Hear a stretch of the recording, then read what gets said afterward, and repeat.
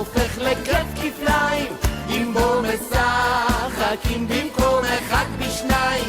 הבנתם כבר לבד, טוב עם השניים מן האחד, אז בואו נשאיר עד לב שמיים. תמיד, תמיד טוב עם השניים.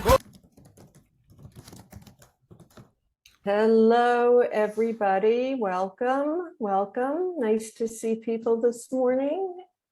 Someone else is in the waiting room. Great. Good morning, everybody. Hi, for those of you that don't know me, I am Marian Gribbetts, and I am the Director of Educational Initiatives at Hebrew College, and it's nice to welcome you all today to our March workshop. And it's my privilege to welcome Dr. Orit Kent and Allison Cook, two dear colleagues for many years. They are here locally in the Boston area, and they have spent many years researching and developing what has now become the Pedagogy of Partnership, an approach to understanding Hevruta and how to help people talk to each other and learn together, keeping text in the center. So as we get started, as people are logging on, please put in the chat your name, where you are physically, what part of the country or the world, and what your connection is to Hebrew College. Okay, welcome. Hello, Rena, nice to see you. Good to see you. So if people can be putting in the chat, great. Joan. Oh, thank you, Joan. It's is this better? A little bit, maybe. All right. Sorry, I'm in Israel and it's nighttime already, so this is about as good as it's going to be. Hello, everybody, and I'm not going to be doing most of the talking. Allison and Orit are, and of course, you all will be doing a lot of the work in Hevruta. Great. So as everyone's put your name, where you are physically, and what your connection is to Hebrew College. Great. Nice to see everybody this morning. Okay, Allison and Orit, I'm turning it over to you. Wonderful. Thank you. We're so happy to be here. I'm Orit Kent, and this is my colleague, Allison Cook. And just before we get started, we just want to give you a chance to get situated and get comfortable. And if you're able to shut off extraneous tabs or close email, and just sort of get yourself into a sitting position or a standing position that is comfortable for yourself. So the genius of the Jewish people is that for 2,000 years, we have learned in relationship. We talk to each other with Torah, and that relationship helps to sustain us, give us meaning, and instructs us on how to live in the world. In the Pedagogy of Partnership, or POP as we call it, powered by Hadar, we've developed tools for intentionally connecting people in this way, with each other and with Torah, through the Jewish learning practice of Hevruta, or study in pairs. And in Jewish tradition, we know that such learning together in relationship with others is considered of such high value that we are taught that it even invites in the divine presence. So today we're going to take you inside some of the big ideas and tools we use to make this learning happen. And we're also going to give you a chance to try them out for yourselves. Great.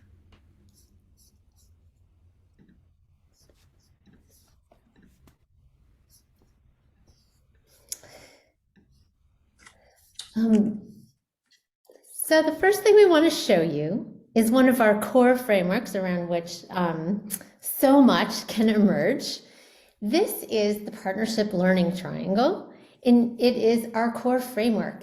It depicts a learning relationship among three partners, two people and a text. And you'll see that it's meant to be an equilateral triangle where each partner has to be present and connected in balance with the others. So we don't just consider our human colleague our partner in learning, but one of the things we're trying to express in this diagram is that the text itself is also a full partner in learning, and it's our job as learners to really listen to this text and help bring it to life. when we learn together, we need to build these triangles. They don't just happen automatically. So one important way that we do this is to enter into learning striving to inhabit certain partnership attitudes, or certain like Hevruta attitudes of what it means to enter into this kind of learning relationship with partners. So here's a question for you. We want you to think about looking at this balanced equilateral triangle. When you enter into this kind of learning, what attitudes do you think would be necessary for you and your human partner to bring into the learning in order to fully build this triangle? So think about what attitudes you need to bring into this kind of learning environment to bring to life this triangle. I'd like everyone to think about it and then put some thoughts in the chat for us all to see. I see Rabbi Becca already offered generosity, open-mindedness. Thank you, Richie. Curiosity. Yes. Active listening. Thank you. Yeah, and I love, like we have both in terms of listening, a readiness and a willingness, growth mindset, yeah, and a respect. Amazing. And we do, and patience. Yeah, would someone like to just unmute and comment on why they wrote what they wrote?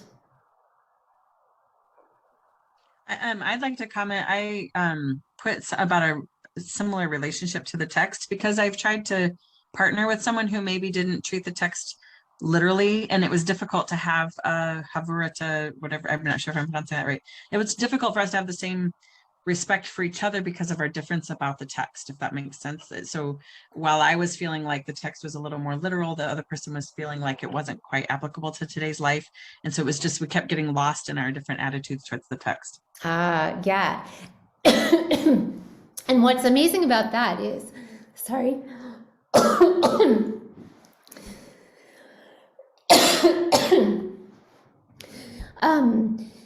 That one thing that we can learn about is entering into this kind of idea of learning, sorry about my voice, is the idea that we might actually have very different ways of relating to the text, and to acknowledge that as a strength of the connection, right? And to be able just to keep that in mind, that that is one of the ways that we are really learning with one another and the text, and use that, any differences we have there is actually an opportunity to learn to really try to understand not only the text, but one another.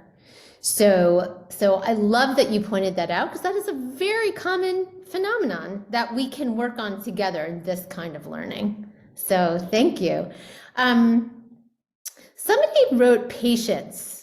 Is it, would someone be willing to talk, Dory? Yes. I think that sometimes you want to get to the answers, or you want to get forward, and sometimes you just need reflection time, and you need to not anticipate what you're going to say next, but listen to what your partner is saying, give them a chance to express it and process what they're saying. And sometimes that takes time, and it takes patience, and you want to get to the answer. If someone is giving you a scaffolding questioning, you want to find that answer, but you need the time to reflect, and it doesn't happen right away. Yeah, beautiful. And you can imagine, like, learners of all ages struggle with that, right? There's a certain kind of, there's a patience, there's a resilience, there's almost a kind of grit that is actually, it's relational. It's not only about like my own like patience with the learning material, but it's my own patience with the text, with myself, with another person, in allowing these ideas to emerge, allowing us to process. Wonderful, thank you. So many people, you'll notice that what you put in the chat is very much reflected in this slide. you know, a kind of openness and listening. There's a really strong attitude of curiosity and wonder and question asking, which you put in the chat.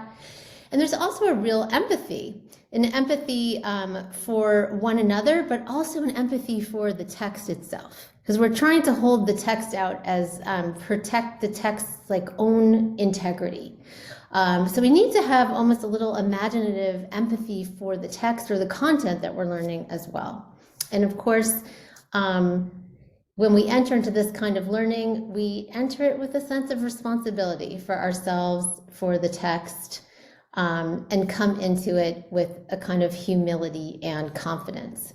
And in Pedagogy of Partnership, it is really important to us that we do not leave these attitudes to chance. People come in with all kinds of attitudes based on years of their own experience, learning, their own relationships. And what we're trying to do as educators is really help learners cultivate the attitudes that will make for these wonderful learning relationships. So one way that we do that is to help articulate some actual attitude statements. So I'm just going to read these, and I want you to look at them and think about them while I read them. Here are just 4 of them. We have many more. So one of them is the idea of I have something to learn and I have something to teach. So imagine if we all kind of went into our learning thinking about this as an intention. Another one, the text has something to teach me and I may need to listen to it carefully in order to learn. Letter C. Just as I want to be understood, so too do my partners, the text, and my peers. And D, this idea of if all the partners work together, we will come to learning and insights that we would not have come to on our own or in the same way. So I want everyone to just think about these attitude statements for a minute and choose one that you would love to see like be true and animate your school or your program that you work in. Like, what is one of these that you just would really love to cultivate in your own workplace? And put the letter of that attitude statement in the chat.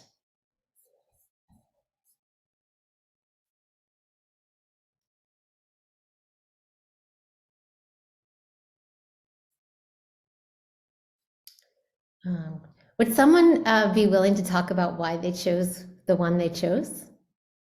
Yes, Morashimon.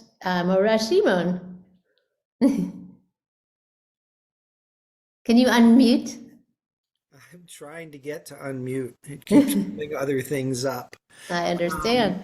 Yeah, so I didn't want to change my name, but I love having my Hebrew name in there anyway. So, so I'm actually using the Pedagogy of Partnership approach this year with my 6th grade students, which is a real challenge because it's a level where they're not used to using this.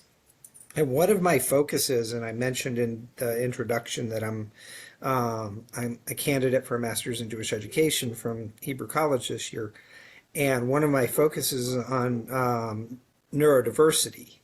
And so I picked C because one of the things that's really important to me is that students understand that we all learn differently, and yet we can all approach the text and the text can approach us, because that's part of this whole idea of pedagogy of partnership is the text actually approaches us. It's not just that we approach the text. And so if we're patient, and that goes back to your question about patience, with our partners, no matter what their learning style is, then we all can approach the text and the text can approach all of us together. And beautiful. Thank you. Thank you for articulating that the way you did. It's beautiful language that we can all learn from. And I think that is exactly right, that there's a fundamental human need in this kind of learning about the need to be understood and to understand others. And through this method of learning Jewishly, learning in relationship with others, we have an opportunity to practice that and open up the possibility of seeing what the gifts that everyone has to bring, and commit ourselves to understanding that and looking for that. So thank you so much. Maybe is there one other comment if someone wants to say why they chose what they did? So maybe somebody who chose something different.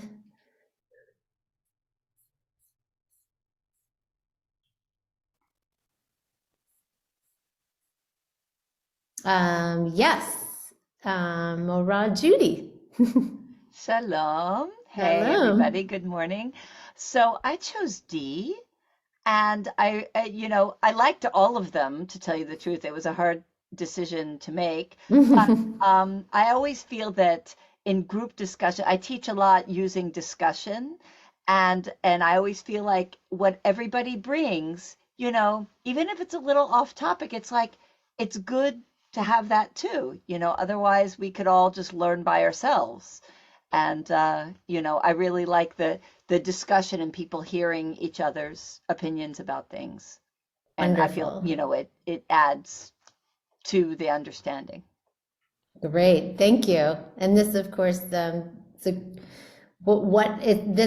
stance statement, this attitude statement really helps us value the particularity of each individual person who brings something to the learning.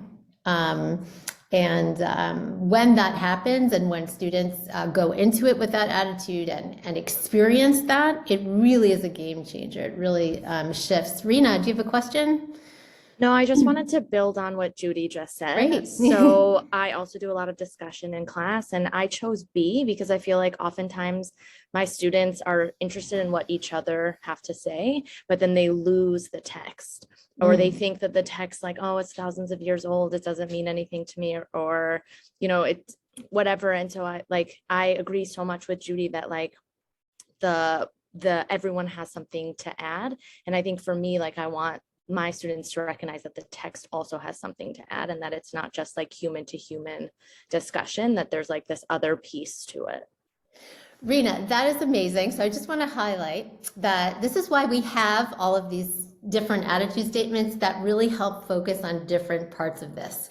So what I'm hearing you say is that you are noticing in that triangle that your students already have a strong inclination of that peer-to-peer curiosity or value, which is super common. And I would say, like, in congregational schools in particular, that's very common, like where like their interest is really this kind of social interest between people. And so what gets sometimes lost is the content or the text.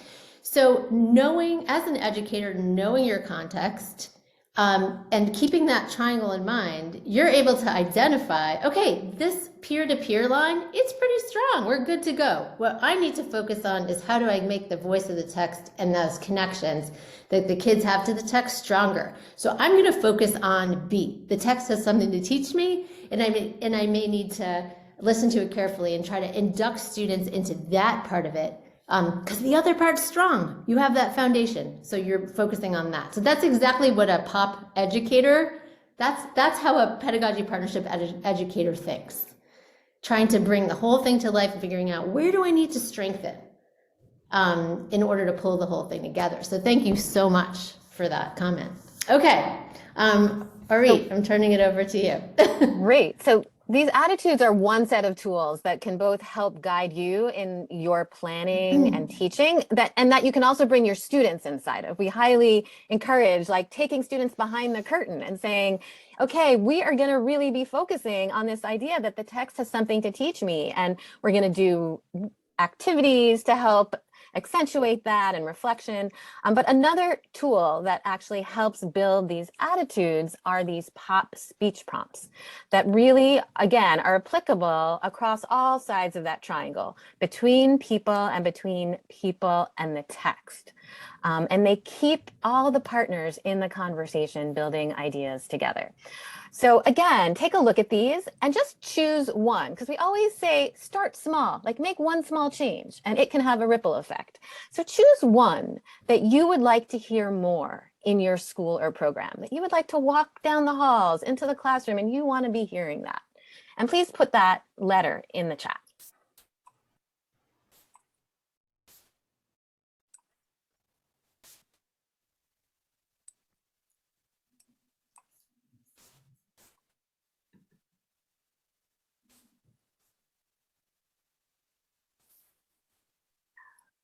Great. Okay, and if you are still choosing, please feel free to add to the chat. But again, it's really hard to pick just one. But again, we just would love to hear a few more just elaborations of why you chose what you chose, in the spirit of we all have something to learn from one another. And as we speak, we're highlighting ideas for one another. Especially if you have not had a chance to say anything, just want to invite you to further elaborate on your choice. And of course, others should feel free to unmute and jump in as well. Is there anyone? Why did you choose the speech prompt that you chose?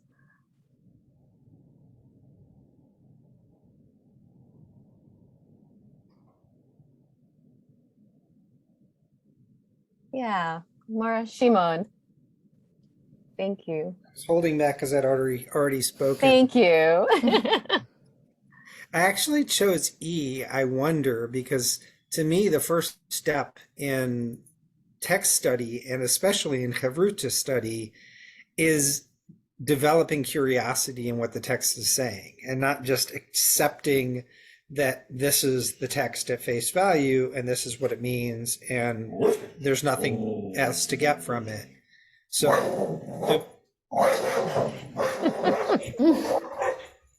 developing that sense of wonder to me is the first step. And so that's what, and I'm going to mute now.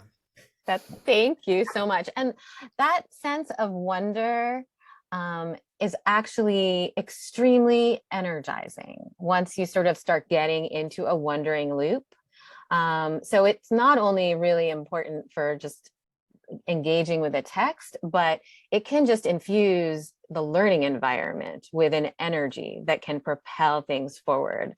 And the I notice and I wonder combo is particularly potent because everybody can notice something. Everyone has something to point to and to notice. And if you're having trouble coming up with a wondering, you can turn your noticing into a question.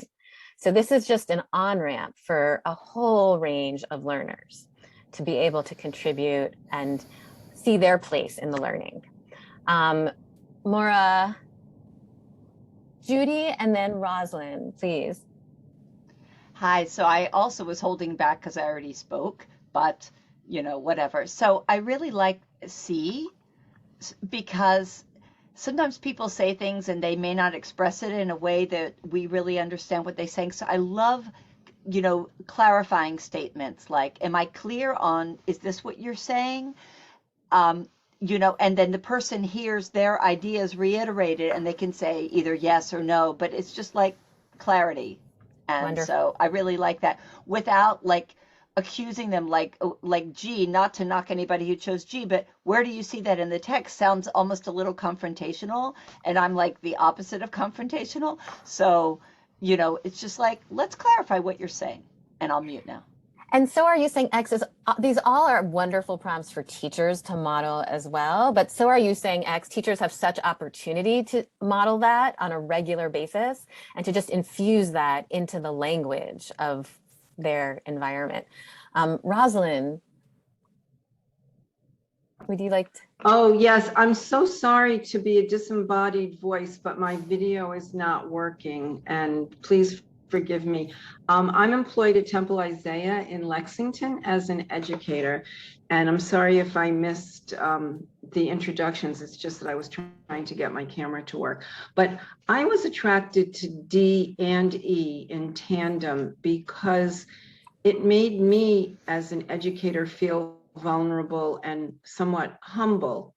I feel that if I were to be one of the learners in that triangle, that is a quality that I would like my students to see and realize that they themselves could have that without feeling inferior in any way. So thank you. Oh, wonderful. Thank you. And thank you so much for contributing your voice. We're just happy that you're able to join us. So we want to give you an opportunity to actually engage in a little Hevruta learning and use these attitudes and these speech prompts for yourself.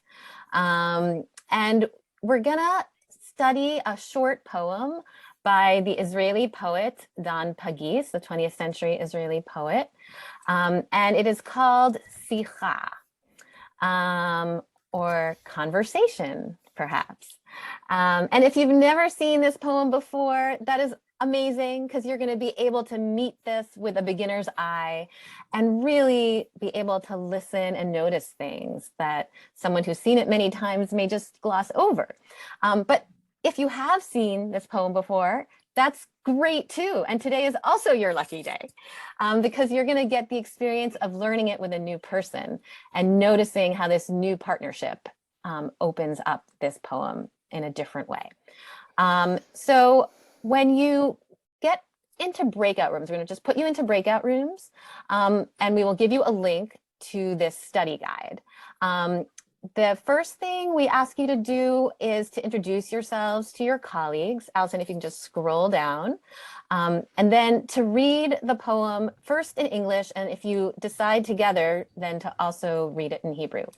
And for the purposes of our learning today, please just follow the steps in this study guide so that you can help experience this approach.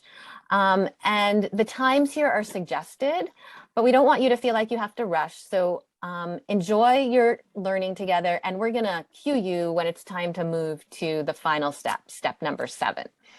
So we're putting the link to this in the chat, and please click it on. Make sure you have no problems opening that up. And if you have any difficulties while you're in breakout rooms or have questions, just call for help or come back to the main room. And you're going to have about, Allison, are we 15-ish minutes to dig into this together. And just as you go into this, again, you chose an attitude statement and a speech prompt that you are interested in bringing to animate your school or your program. And now you have an opportunity to try them on for yourself to help you listen to the text and your human partner. So as you move into breakout rooms, visualize that triangle partnership that you want to create with the text and your partner. And enjoy. Marian, I think we are ready for breakout rooms, and we'll see you back here soon.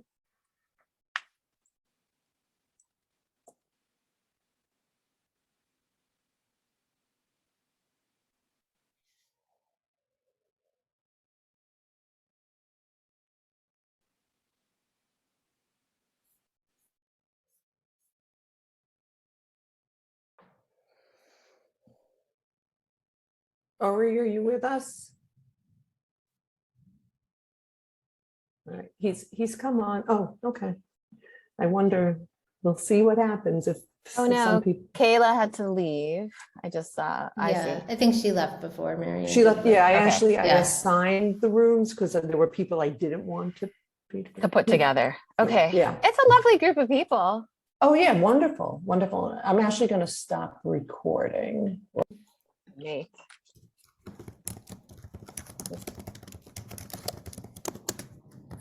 Hi, Hello. welcome Hello. back. I think how was it?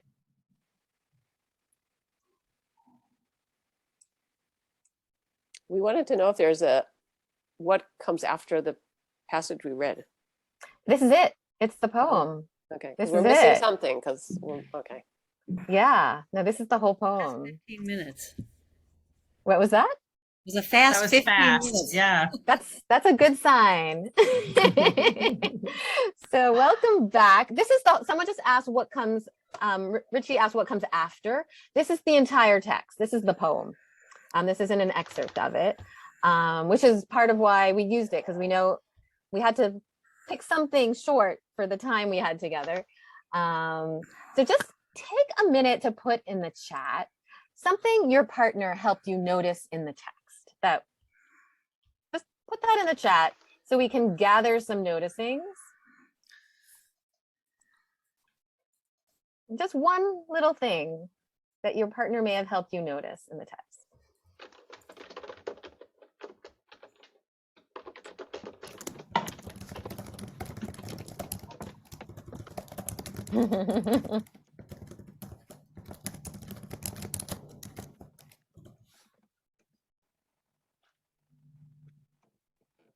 Mm.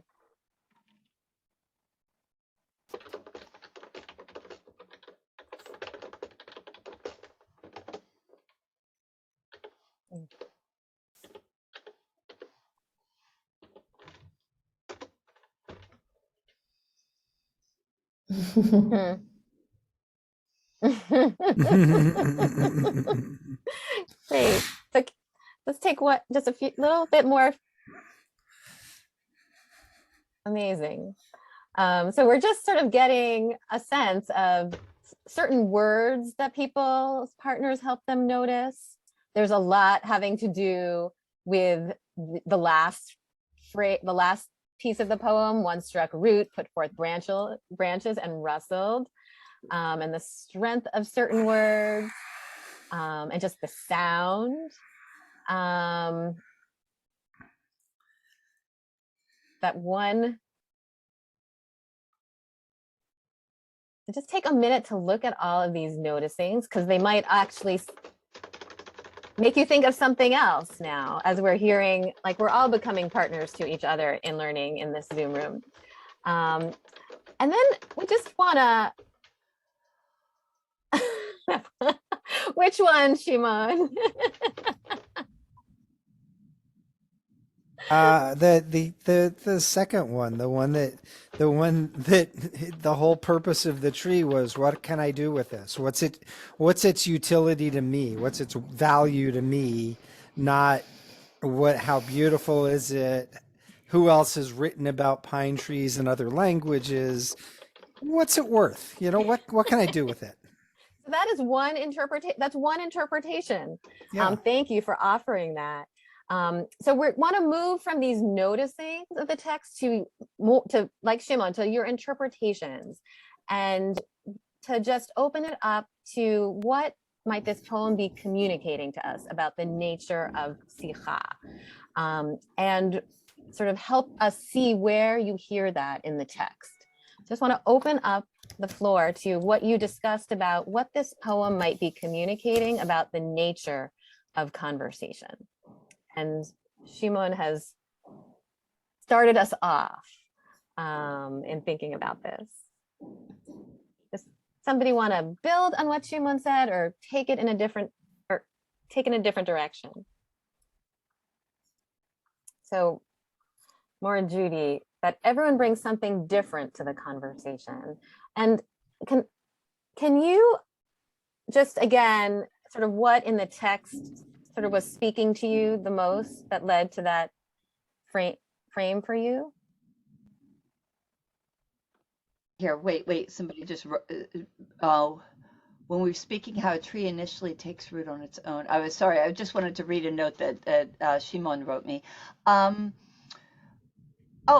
That everybody is bringing something different, but then we were talking about, is it a conversation if they're not addressing what each other is saying, but they're all bringing, well, this is what I see, this is what I see, this is what, it's like the three people all touching different parts of the elephant and saying, oh no, it's hard, no, it's soft, no, it's the tail, it's swishy, it's whatever. And so it was all different attitudes. But if they're not interacting or relating to what each other said, is it a conversation?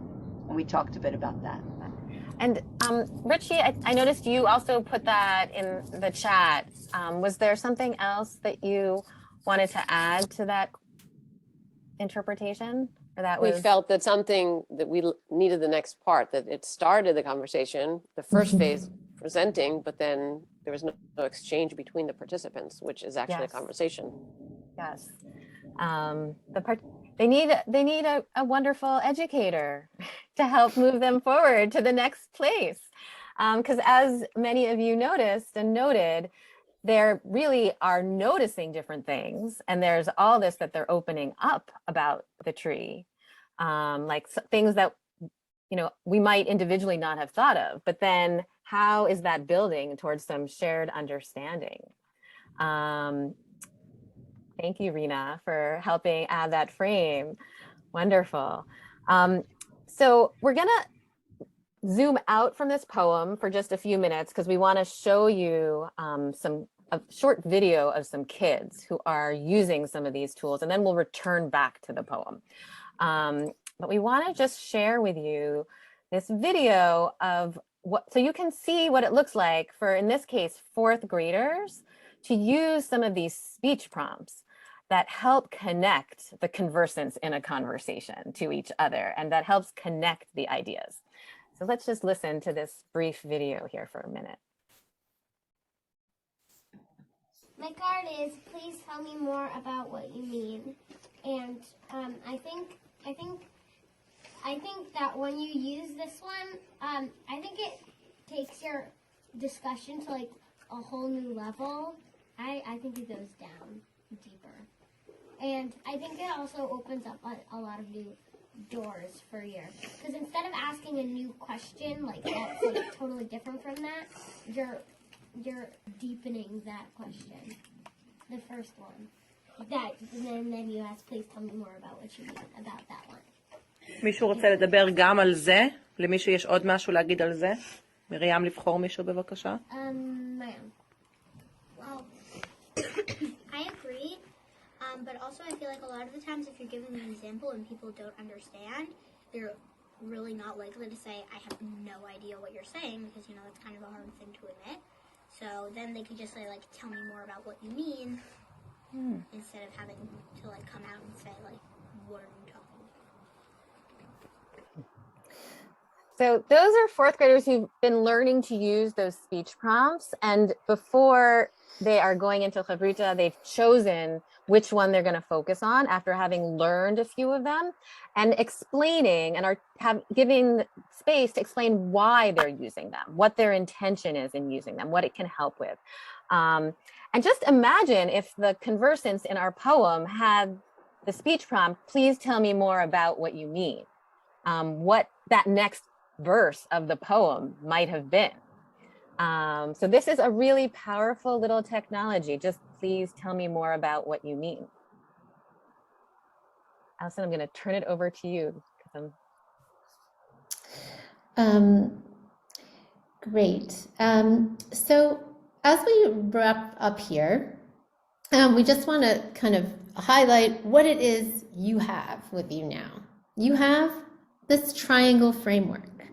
And you notice that, just to bring it back to the poem, that and that some of you articulated, that the triangle helps all those different conversants sort of offer like their connection to that text. And in our poem, the text was the tree, right? But it also, that triangle helps the conversants connect with one another as well, which, as you pointed out, we don't really see in that poem, right? So we have this framework that helps us pull all that together to really bring to life a true sikha, or discussion, for learning. So you've got the triangle. You've got these attitude statements. You have speech prompts, which are great little technologies for making real magic happen. And what you also have is this text of sikha, this poem, and a text learning protocol the study guide that we gave you is an amazing device, and you can actually adapt it in many, many different ways with many different texts. It's what we call our zoom in, zoom out protocol, which guides people to notice things in particular and then zoom out and ask a big question about the poem to interpret it. So you're walking away with that. And then finally, I don't know if this came up for any of you, you can flag me down if this came up for you. There is one suggestion that this poem is resonating with the 4 children of the Seder. So we are approaching Pesach, so we offer this to you also as a gift for yourself, for your own Passover, or for working with your students and teachers on the lead up to Pesach. How can this poem sort of open up what it means, the whole 4 children part of the Haggadah? So we offer that to you as well. And so you have all of these parts, and we want you to know that in Pedagogy of Partnership, we do like extensive training and coaching that digs into all of these elements and many other frameworks. We actually are doing an introductory institute to the Pedagogy of Partnership on June 27th through 29th on Zoom. I think Orit has just put that in the chat if you are interested in joining us for that. We also work very closely with our colleagues at Hadar and contribute to some amazing resources. If you don't know about Dvash, our Parsha magazine, which has really wonderful content for students or for families and students, and also Torah Time, which is a podcast that is featuring one of our senior pop coaches, Rabbi Miriam Sima-Wallfish, and her amazing daughter, Adira.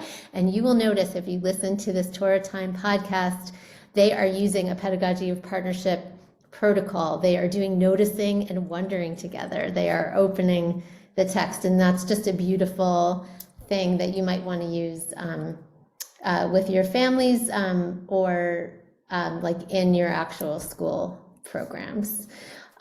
So anything else by way of announcement, Orit, before we? I think that covers it.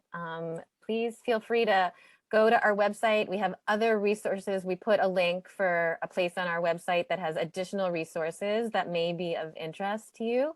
And again, the dates for our June Institute are June 27th to 29th from 1 to 5 in the afternoon. And the link for that is also in the chat.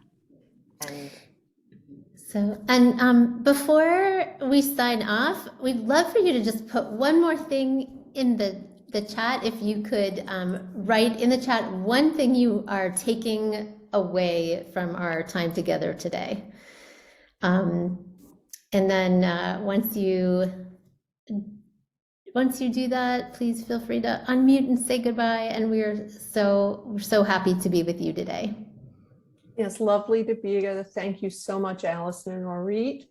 And whoever asked about the song, I put the title. I closed the window already that had the link to the YouTube, so you'll find it. It's Tov Hashnayim Min Ha'echad. 2 is better than 1. And I do hope everyone can join us at our next Matarot workshop, which will be on April 26th with the Hebrew at the Center team. You'll, of course, be getting information about that.